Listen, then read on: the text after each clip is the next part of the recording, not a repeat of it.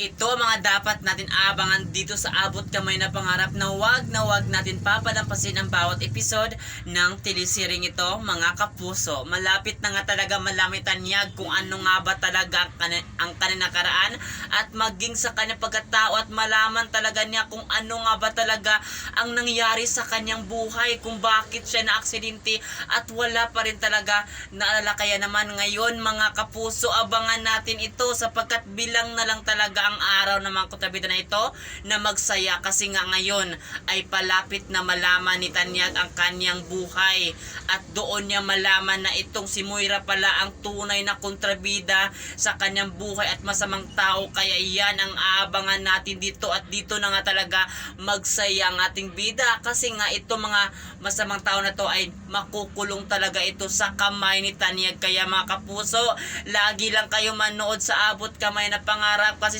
sigurado talaga tayo na may pangyayari dito talaga na hindi natin inasahan. Ito ay good news para sa atin na talagang malampaso itong si Moira at si Joey at talagang ma-realize nila kung ano ang ginawa nilang masama dito sa ating bida ay babalik din sa kanila. Kaya yan ang abangan natin dito mga kapuso sa mas lalong gumaganda na ang takbo ng telesering ito na wag natin palampasin mga kapuso. At yun lang mga kapuso, for more updates, lagi lang kayo makatutok dito sa telesering ito at maging sa video na ito.